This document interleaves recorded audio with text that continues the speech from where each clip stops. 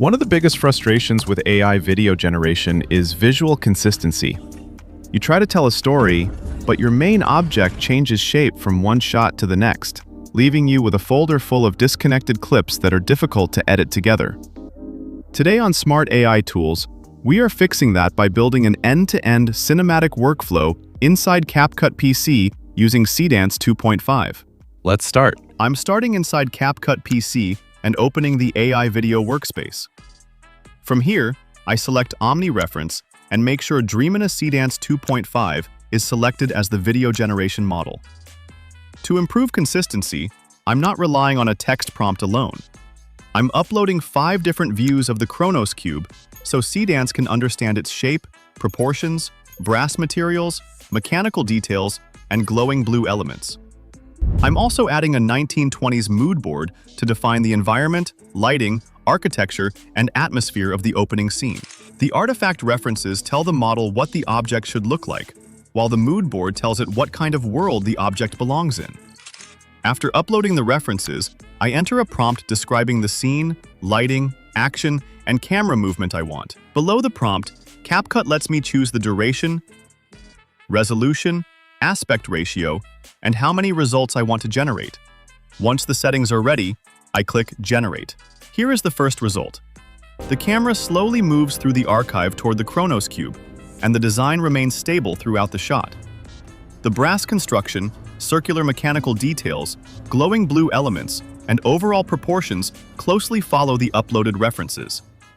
We now have a cinematic establishing shot, but the story needs to continue toward the mysterious door at the end of the archive.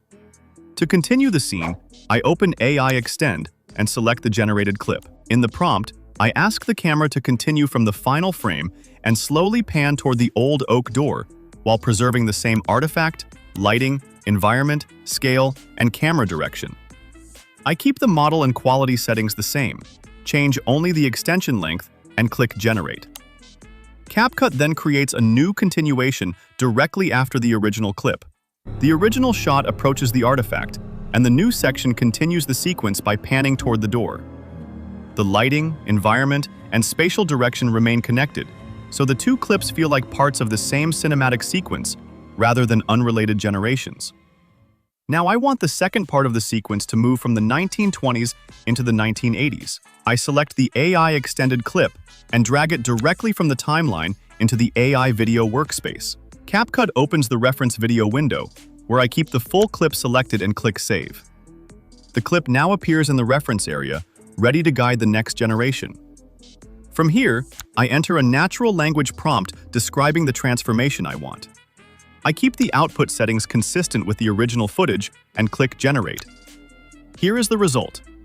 CapCut preserves the original camera movement toward the door, but transforms the surrounding 1920s archive into a neon-lit 1980s arcade. Seedance is not creating a completely unrelated shot. It is using the uploaded video as the motion and composition reference, then applying the environmental transformation described in the prompt. Our sequence begins in the 1920s archive, approaches the Chronos Cube, pans toward the door, and then moves into the neon world of the 1980s.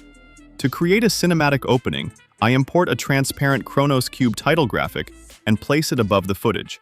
I keep it visible during the wider establishing shot, then gradually fade it away as the camera moves closer to the artifact. This makes the title feel connected to the camera movement instead of simply sitting over the entire video. So now I use Edit Pilot directly inside the multi-track editor. I select the clips and ask Edit Pilot to remove the original background audio and apply a cinematic color grade across the sequence. Edit Pilot interprets the request conversationally and applies the changes without forcing me to search through several different menus. This helps create a more consistent visual finish between the warm 1920s archive and the neon 1980s arcade. Next, I open the audio panel and add a cinematic music track beneath the complete sequence. I lower the volume so it supports the visuals rather than overpowering them. Then add a short fade in and fade out for a cleaner beginning and ending. And here is the completed result.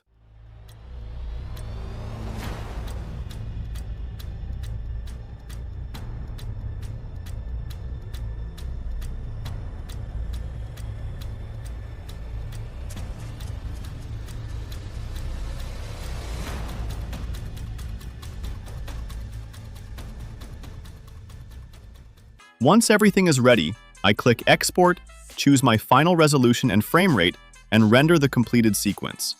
This entire workflow happens inside CapCut PC, from AI generation and scene continuation to video transformation and final editing.